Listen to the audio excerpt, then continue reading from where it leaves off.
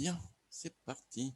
Alors, cette vidéo concerne mon cours d'introduction à la data science et plus particulièrement la partie où on travaille sur l'analyse discriminante. Alors, le sujet est le suivant. On doit faire une analyse discriminante, mais les variables prédictives, certaines d'entre elles, voilà, pas toutes, mais certaines, ou toutes d'ailleurs, pourquoi pas, hein, certaines variables explicatives, donc sont qualitatives. On ne peut pas les utiliser telles quelles. Hein. L'analyse discriminante n'est pas calibrée pour ça. Elle est calibrée pour utiliser des variables explicatives quantitatives. Alors, il y a différentes solutions possibles. Ces solutions-là, j'ai développées dans l'ouvrage qui est en ligne. Hein. Je vous ai donné ça en lecture. Hein. J'espère que vous avez un peu lu.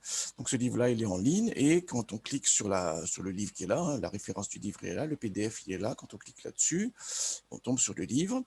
Et il y a un chapitre qui est consacré à ce problème-là. Hein. C'est comment se comporter quand toute ou partie des verbes explicatifs sont qualitatives. Alors, il y a différentes approches possibles hein, dans ce chapitre 3 du livre ici. Hein. Il y a différentes approches possibles. Il y en a une qui est très simple, c'est qu'on les code en 0,1. Mais comment coder en 0,1? Parce que s'il y a deux modalités, est-ce que je crée deux variables indicatrices 0,1 ou une seule, ainsi de suite? C'est une question qu'il faut se poser. Généralement, quand c'est une variable à deux modalités, vous voyez très vite la solution. Quand il y a trois modalités, là, vous vous perdez un peu. Donc, c'est ce qu'on va voir dans cette vidéo aussi. On va voir comment ça se passe et comment on doit coder et comment lire les résultats par la suite. C'est aussi un aspect important. Alors, et c'est vrai que, en tous les cas, bon, dans la plupart des formations d'introduction à la data science et dans laquelle j'interviens, je suis plutôt sur des aspects prédictifs, donc de performance prédictive. Donc, je m'arrête peu sur l'interprétation. Mais par exemple, dans mon cours régression logistique, hein, où j'ai mis tous les TD en ligne, hein, vous pouvez le voir, là, il y avait une grosse partie sur l'interprétation. Et justement, cette question-là se posait sur le fait qu'on essaie de mesurer donc l'influence d'une explicative sur la variable cible quand elle est qualitative. Donc, on y est question justement des fameux risques relatifs, odds ratio, ainsi de suite. Voilà. Alors, j'en parle peu dans mon cours d'introduction à la data science parce qu'on est plus sur un schéma machine learning où seul prévaut la performance, mais il n'en reste pas moins qu'avoir une certaine recul sur le résultat reste quelque chose d'important. Hein. On est d'accord là-dessus. Alors, les données qu'on va utiliser, donc là, hein, donc dans ce chapitre-ci, il y a différentes solutions possibles. Celle que je vais développer, c'est le 3.2. C'est comment coder en 0,1 les variables explicatives pour pouvoir utiliser donc l'analyse discriminante. Très bien. Alors, ce fichier-là, c'est ce que je vais utiliser ici. Bon, vous l'aurez de manière un peu plus conséquente dans le TD, bien sûr, hein, pour ceux qui sont concernés. Admettons qu'on veut prédire ici la présence ou l'absence d'une maladie cardiaque en se basant sur deux variables explicatives, les deux qualitatives, sexe, masculin ou féminin, donc à deux modalités, et électro, je ne sais pas, électron solo, je ne sais pas ce que c'est, hein, moi je ne suis pas médecin, de toute manière, électro surtout qui a trois modalités cette fois-ci, A, B et C. Très bien. Alors, tel quel, on ne peut pas les utiliser. Comment les recoder? Alors, sexe, ça paraît évident, il y a deux modalités. On va les coder en 0,1. Donc là, tout le monde voit tout de suite, on fait sexe, une des modalités, et l'autre modalité devient la référence. Admettons que je mets sexe masculin. Sexe, voilà, masculin. Très bien. Donc, il faut coder ça en 0,1, voilà, est égal à si, est égal à masculin, donc je fais sous Excel, hein. Voilà. Mais on peut le faire aussi sous R ou sous Python, hein. Bien sûr, il n'y a pas de problème là-dessus. Hein. Voilà. Donc moi, je montre ici le principe sous Excel parce que dans un de mes TD, je vous oblige à faire sous Excel pour que vous compreniez bien ce qui se passe. Mais après, sous R et Python, il y a sûrement des outils pour créer des dummy-variables. Dummy, hein, ça s'appelle des dummy-variables.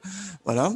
Les variables indicatrices, il y a sûrement des outils pour le faire. Donc n'allez pas vous embêter à partir sur des trucs super complexes. Hein. Regardez la documentation, faites des recherches sur Internet. Mais la création des dummy-variables, des U et 2MY, il y a forcément un outil sous R, il y a forcément un outil sous Python. Moi, on fait sous Excel, il n'y a pas d'outil, donc on les fait à la main avec des si. C'est ça l'idée. Donc, si P2 égale masculin, alors 1, sinon c'est 0. Voilà, donc tout simplement. Et on voit bien ce qui se passe ici. Hein. Ici, le premier individu, c'est un masculin, il est codé 1, voilà. Et quand c'est féminin, c'est 0. Donc ici, on dit que féminin, c'est la modalité de référence. Voilà. Alors, et pourquoi on ne crée pas une deuxième colonne? Parce qu'on pourrait aussi dire, mais on fait masculin, oulala, ça ne va pas. Il faudrait aussi qu'on crée une deuxième colonne sexe féminin. Parce que ce faisant, on aurait une information qui est redondante. S'il n'est pas masculin, c'est qu'elle est féminin, hein, la personne en question. Voilà. Donc, du coup, créer ici une deuxième colonne, ça fait de l'information redondante et surtout, ça crée de la collinéarité. Alors, c'est quoi une collinéarité? C'est que si je crée ici une colonne sexe féminin, la somme des deux colonnes, là, ça fait tout le temps 1. Et vous balancez ça à une discriminante, il ne va pas aimer. Je ne connais pas beaucoup de techniques qui est basée sur des calculs matriciels, d'ailleurs, qui aimeraient ça. Voilà. Donc, voilà. Donc, il ne s'agit pas de créer une collinéarité, justement. Donc, quand la variable explicative est binaire, ça, vous le comprenez très bien. Effectivement, il y a le complémentaire, tout simplement, c'est quand il prend la valeur 0. Quand ici l'indicatrice prend la valeur 0, c'est qu'on a donc le complémentaire, c'est féminin. Voilà. Quand elle est binaire, ça vous va. Quand il y a plus de 2 modalités, là, généralement, vous hésitez. Mais en réalité, c'est le même principe.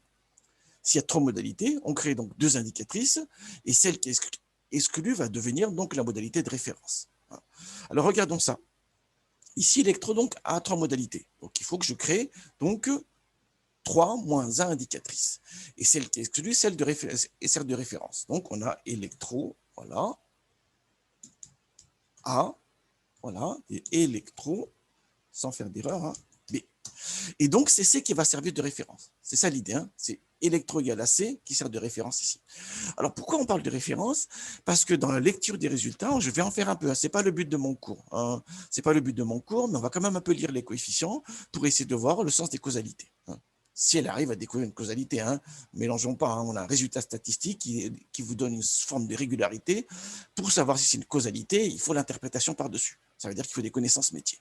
Dans la médecine, j'y connais rien. Mais bon, on peut quand même essayer de voir un tout petit peu pour avoir une idée donc, de la lecture des coefficients.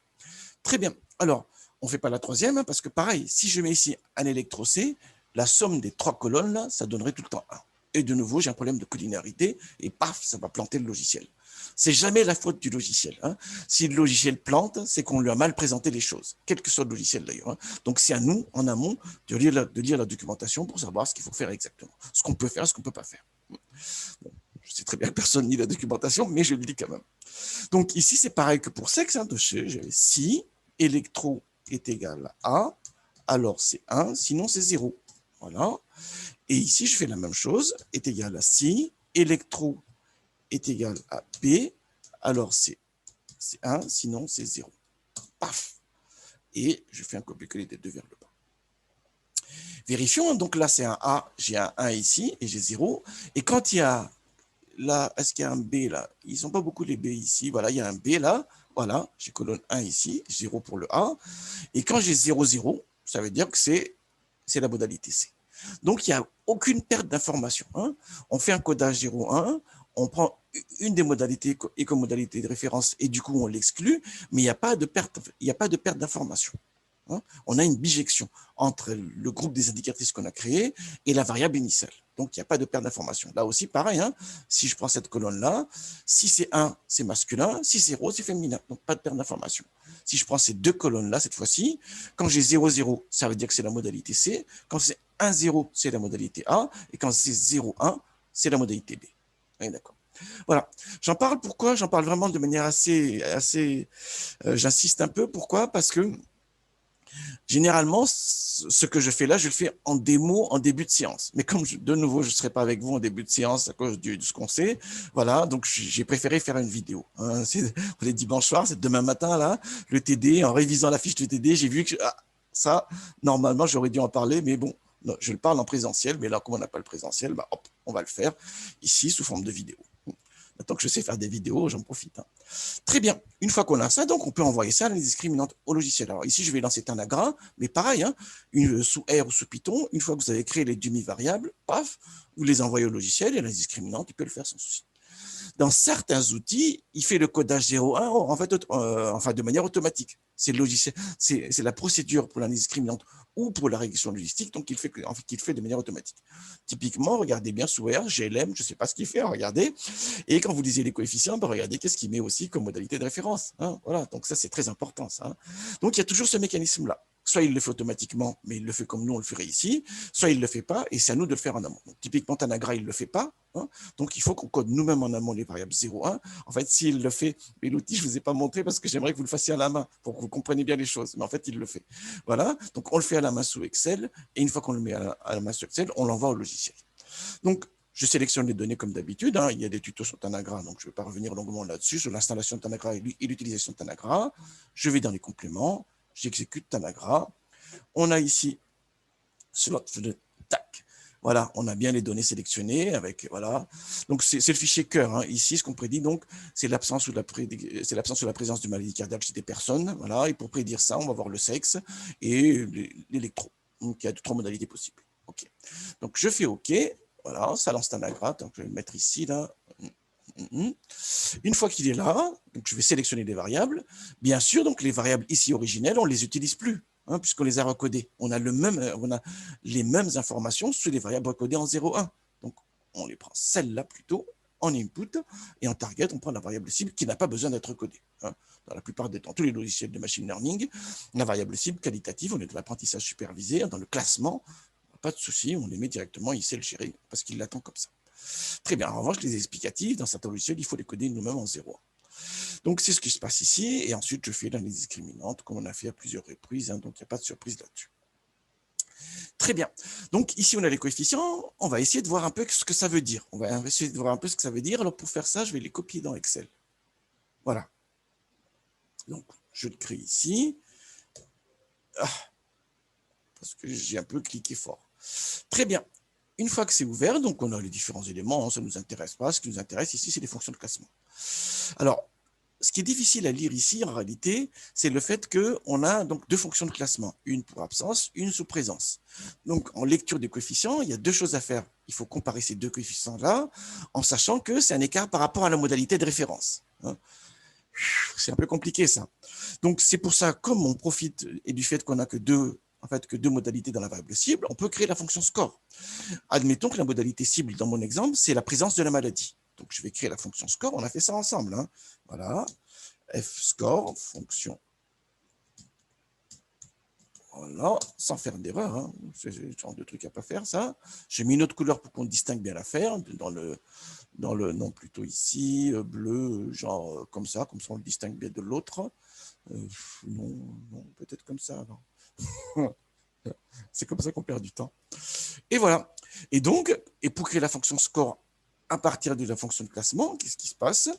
On fait une différence terme à terme entre les coefficients. Vous vous rappelez très bien de ça. Hein. Donc là, j'enfonce des portes ouvertes, on est d'accord. Hein. Donc, admettons que la modalité positive, c'est présence de maladie. Voilà, donc je prends le coefficient de présence, moins le coefficient d'absence. Ça, je l'ai fait plusieurs fois, hein, donc je ne vais pas m'attarder là-dessus. Voilà. Et voilà, donc les coefficients de la fonction score. Maintenant, ce qui est important, c'est la lecture de ces coefficients-là. Je les mets en bleu pour qu'on les distingue bien. Qu'est-ce qui se passe?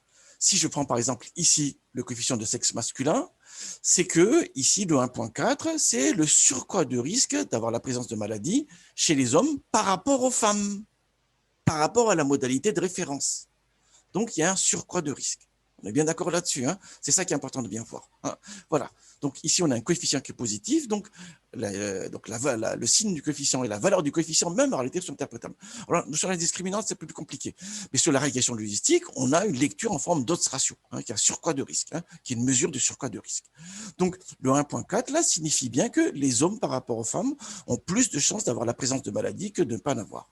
Voilà. Que d'avoir donc la modalité, c'est absence de maladie. Et ici, donc, là, on a moins de chances d'avoir la maladie quand électro égale à A par rapport à électro égale à C. C'est ça l'idée. Hein. Et là, c'est quand on a électro égale à B, on a plus de chances d'avoir la maladie, donc par rapport à électro égale à C. Alors, il y a une double lecture, bien sûr. Hein. Il y a le signe, il y a la valeur en elle-même. Plus elle est élevée, plus c'est important. Voilà. Et il faut aussi vérifier que le coefficient est significatif. Hein, là, typiquement, on peut le voir comme un test de significativité par rapport à est-ce que le coefficient vaut 0 ou pas. On peut le voir comme ceci. Hein, voilà. Bon, pour ceux de lundi matin qui vont utiliser l'outil, on ne s'attarde pas là-dessus. Hein. En tout cas, il faut faire une sélection de variables. Ça aussi, je vous le verrai dans la fiche de TD, il faut faire une sélection de variables, ainsi de suite. Voilà. Sur la lecture du coefficient, on ne s'attarde pas trop là-dessus, mais il faut savoir que c'est très important quand même, et que dans certaines situations, dans les cours de biostatistique ou des choses comme ça, typiquement, c'est des choses qu'il faut absolument savoir lire. Donc, l'année prochaine, pour certains d'entre vous, ceux qui vont Master Data Science, vous aurez un cours de biostatistique et savoir lire correctement ces coefficients-là pour les interpréter avec les tests associés ici, c'est assez important. C'est même très important. Voilà, voilà. Donc, demain matin, pas trop de surprises. Hein. Dans la fiche de TD, vous aurez des exercices où il y aura des variables qualitatives parmi les prédictives qu'on va utiliser dans les discriminantes. Il faut les recoder en 0,1 et je viens de montrer le système. Il y en a plus que ça, un peu plus complexe. Hein. Voilà, mais c'est le même schéma. C'est le même schéma. On le fait à la main dans Excel d'abord Par la suite, quand vous aurez un peu plus de maîtrise, que vous comprenez exactement les schémas, vous pourrez le faire de manière automatique dans R ou dans Python avec get_do_me peut-être. Hein, je ne sais pas, il y a des fonctions sûrement comme ça, voilà, qui vous permettra de coder automatiquement 0,1, sachant qu'il y a toujours cette histoire de modalité de référence. Donc, on ne crée pas toutes les colonnes pour chaque modalité. Il y en a une qui sert de référence qui ne sera pas créée. Voilà, voilà. Très bien. Allez, très bon travail à tous. Moi, j'arrête l'enregistrement.